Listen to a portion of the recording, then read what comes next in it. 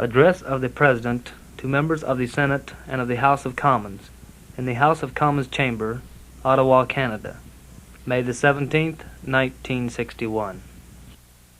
Mr. Speaker of the Senate, Mr. Speaker of the House, Mr. Prime Minister, members of the Canadian Houses of Parliament, distinguished guests and friends, I'm grateful for the generous remarks and kind sentiments of my country and myself, Mr. Prime Minister. We in the United States have an impression that this country is made up of descendants of the English and the French, but I was glad to hear some applause coming from the very back benches when you mentioned Ireland.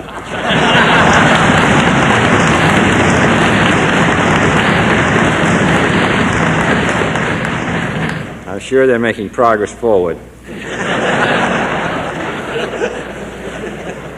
Je me sens vraiment entre amis. It is a deeply felt honor to address this distinguished legislative body, and yet may I say that I feel very much at home with you here today. For 1/3 of my life was spent in the Parliament of my own country, the United States Congress. There are some differences between this body and my own. The most noticeable to me is the lofty appearance of statesmanship, which is on the faces of the members of the Senators who realize that they will never have to place their cause before the people again.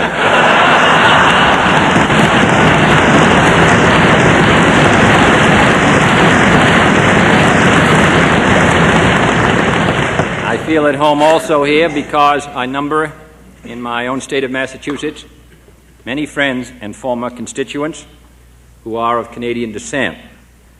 Among the voters of Massachusetts who were born outside the United States, the largest group by far was born in Canada. Their vote is enough to determine the outcome of an election, even a presidential election. You can understand that having been elected President of the United States by less than 140,000 votes out of 60 million, that I am very conscious of these statistics. The warmth of your hospitality symbolizes more than the courtesy which may be accorded to an individual visitor. They symbolize the enduring qualities of amity and honor which have characterized our country's relations for so many decades. Nearly 40 years ago, a distinguished Prime Minister of this country took the part of the United States at a disarmament conference. He said, "They may not be angels, but they are at least our friends." I must say that I do not think that we probably demonstrated in that 40 years that we are angels yet, but I hope we've demonstrated that we are at least friends.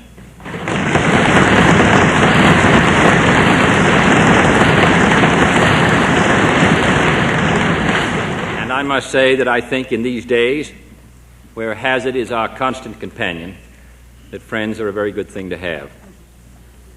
The Prime Minister was the first of the leaders from other lands who was invited to call upon me shortly after I entered the White House.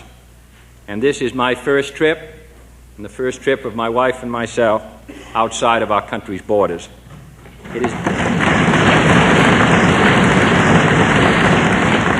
It is just and fitting and appropriate and traditional that I should come here to Canada, across a border that knows neither guns nor guerrillas. But we share more than a common border. We share a common heritage traced back to those early settlers who traveled from the beachheads of the maritime provinces and New England to the far reaches of the Pacific coast. Henry Thoreau spoke a common sentiment for them all. Eastward I go, only by force.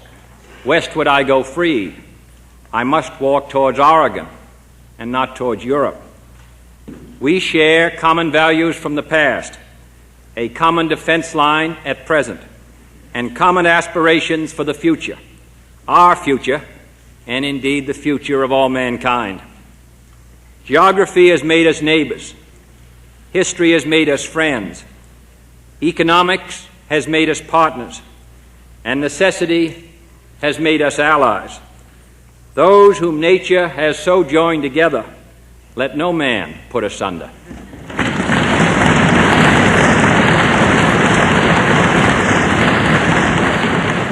What unites us is far greater than what divides us. The issues and irritants that inevitably affect all neighbors are small indeed in comparison with the issues that we face together. Above all, the somber threat now posed to the whole neighborhood of this continent, in fact, to the whole community of nations. But our alliance is born not of fear, but of hope. It is an alliance that advances what we are for, as well as opposes what we are against. And so it is that when we speak of our common attitudes and relationships, Canada and the United States speak in 1961 in terms of unity. We do not seek the unanimity that comes to those who water down all issues to the lowest common denominator, or to those who conceal their differences behind fixed smiles, or to those who measure unity by standards of popularity and affection instead of trust and respect. We are allies. This is a partnership, not an empire. We are bound to have differences and disappointments, and we are equally bound to bring them out into the open, to settle them where they can be settled, and to respect each other's views when they cannot be settled. Thus ours is the unity of equal and independent nations, co-tenants of the same continent, heirs of the same legacy, and fully sovereign associates in the same historic endeavor to preserve freedom for ourselves and all who wish it. To that endeavor, we must bring great material and human resources, the result of separate cultures and independent economies. And above all, that endeavor requires a free and full exchange of new and different ideas on all issues and all undertakings. For it is clear that no free nation can stand alone to meet the threat of those who make themselves our adversaries, that no free nation can retain any illusions about the nature of the threat, and that no free nation can remain indifferent to the steady erosion of freedom around the globe. It is equally clear that no Western nation on its own can help those less developed lands to fulfill their hopes for steady progress. And finally, it is clear that in an age where new forces are asserting their strength around the globe, when the political shape of the hemispheres are changing rapidly, nothing is more vital than the unity of the United States and of Canada. And so, my friends of Canada, whatever problems may exist or arise between us, I can assure you that my associates and I will be ever ready to discuss them with you and to take whatever steps we can to remove them. And whatever those problems may be, I can also assure you that they shrink in comparison with the great and awesome tasks that await us as free and peace-loving nations. So let us fix our attention not on those matters that vex us as neighbors, but on the issues that face us as leaders. Let us look southward as part of the hemisphere with whose fate we are both inextricably bound. Let us look eastward as part of the North Atlantic community upon whose strength and will so many depend. Let us look westward to Japan, to the newly emerging lands of Asia and Africa and the Middle East, where lie the people upon whose fate and choice the struggle for freedom may ultimately depend. And let us look at the world in which we live and hope to go on living, and at the way of life for which Canadians, and I was reminded again of this morning on my visit to your war memorial, and Americans alike, have always been willing to give up their lives in nearly every generation, if necessary, to defend and preserve freedom. First, if you will, consider our mutual hopes for this hemisphere. Stretching virtually from pole to pole, the nations of the Western Hemisphere are bound together by the laws of economics as well as geography, by a common dedication to freedom as well as a common history of fighting for it. To make this entire area more secure against aggression of all kinds, to defend it against the encroachment of international communism in this hemisphere, and to see our sister states fulfill their hopes and needs for economics and social reform and development, are surely all challenges confronting your nation and deserving of your talents and resources as well as ours. To be sure, it would mean an added responsibility, but yours is not a nation that shrinks from responsibility. The hemisphere is a family into which we were born, and we cannot turn our backs on it in time of trouble. Nor can we stand aside from its great adventure of development. I believe that all of the free members of the Organization of American States would be heartened and strengthened by any increase in your hemispheric role. Your skills, your resources, your judicious perception at the council table, even when it differs from our own view, are all needed throughout the inter-American community. Your country and mine are partners in North American affairs. Can we not now become partners in inter-American affairs? Secondly, let us consider our mutual hopes for the North Atlantic community. Our NATO alliance is still, as it was when it was founded, the world's greatest bulwark of freedom. But the military balance of power has been changing. Enemy tactics and weaponry have been changing. We can stand still only at our peril. NATO force structures were originally devised to meet the threat of a massive conventional attack in a period of Western nuclear monopoly. Now, if we are to meet the defense requirements of the 1960s, the NATO countries must push forward simultaneously along two lines. First, we must strengthen the conventional capability of our alliance as a matter of the highest priority.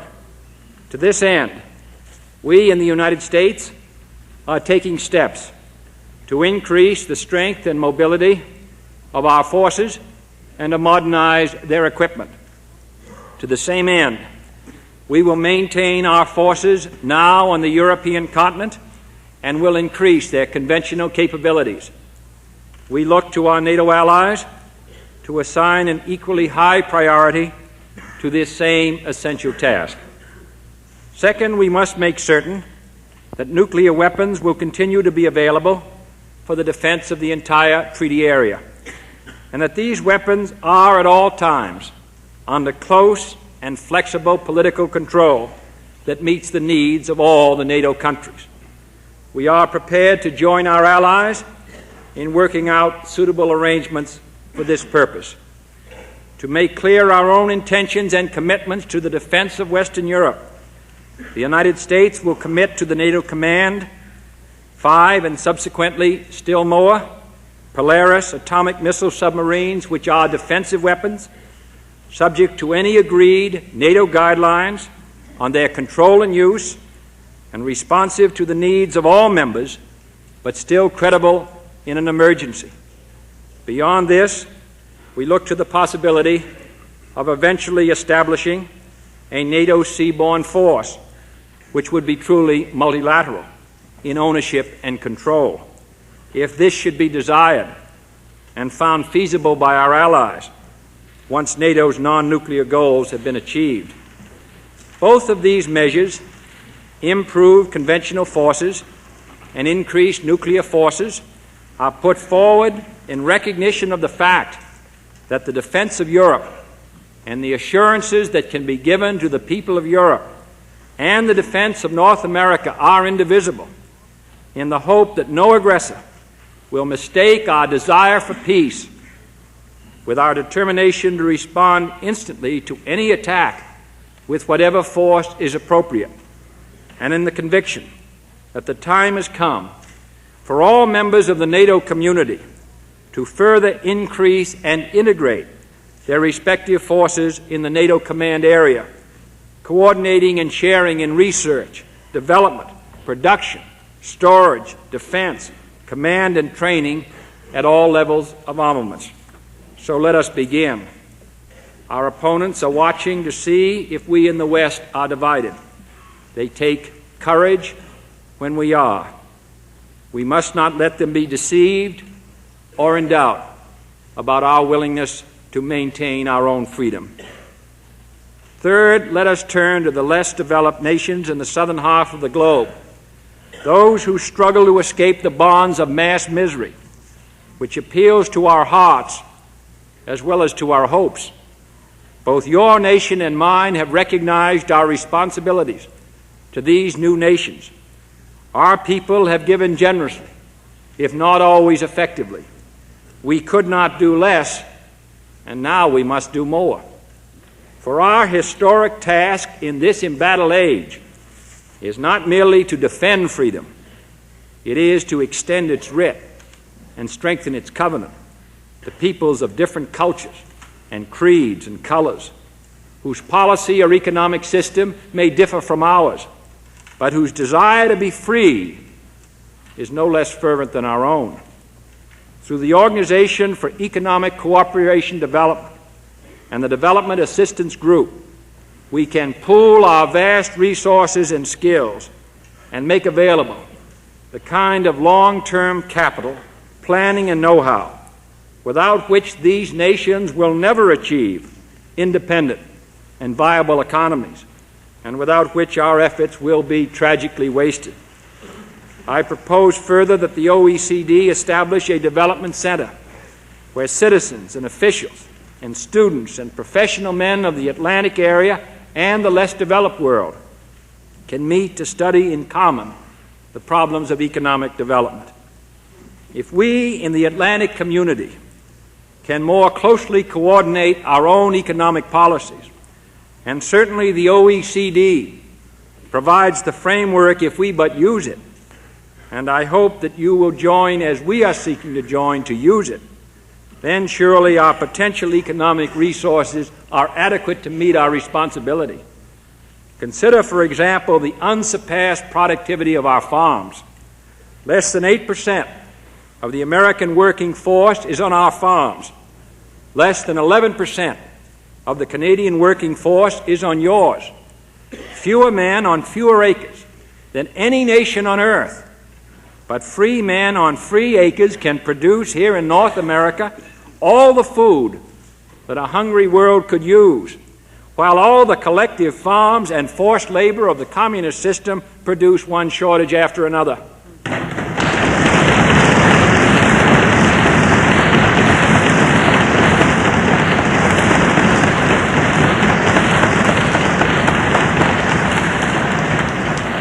This is a day-to-day miracle of our free societies, easy to forget at a time when our minds are caught up in the glamour of beginning the exploration of space.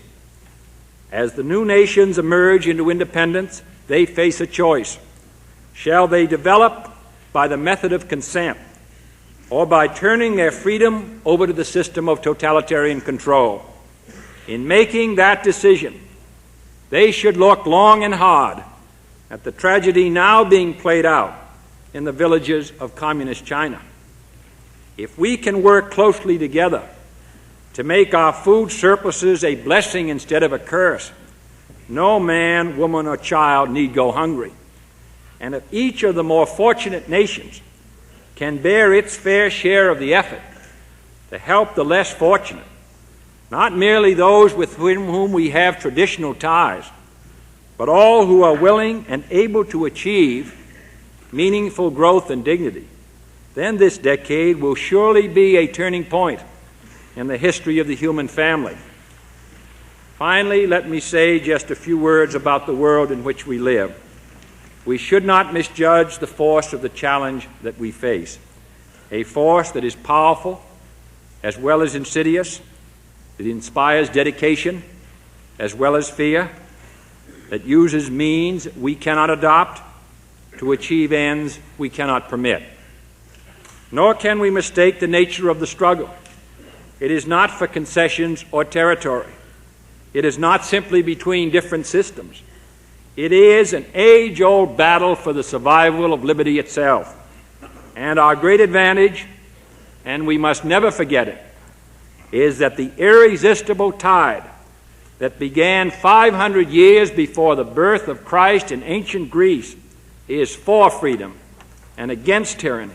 And that is the wave of the future.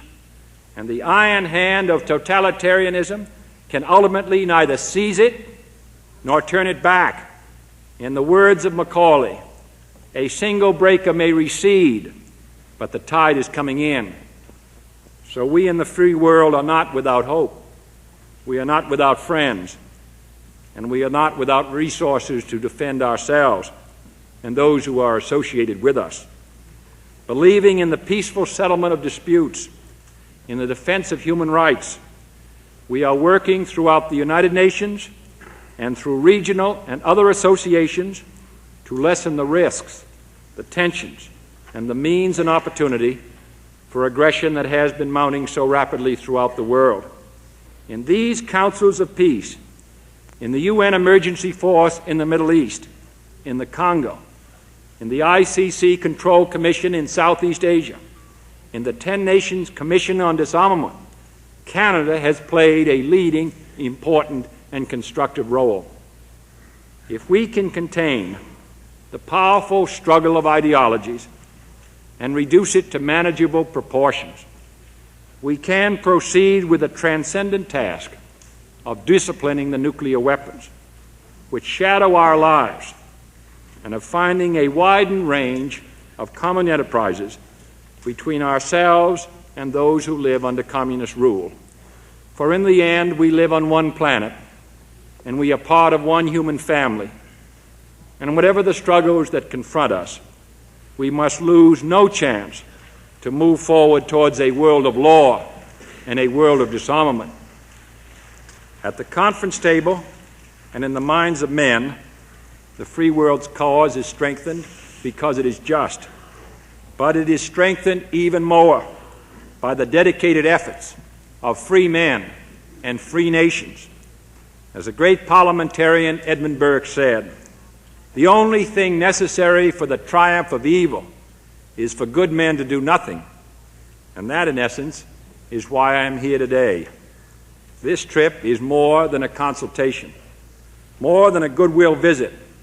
It is an act of faith, faith in your country, in your leaders, faith in the capacity of two great neighbors to meet their common problems, and faith in the cause of freedom in which we are so intimately associated.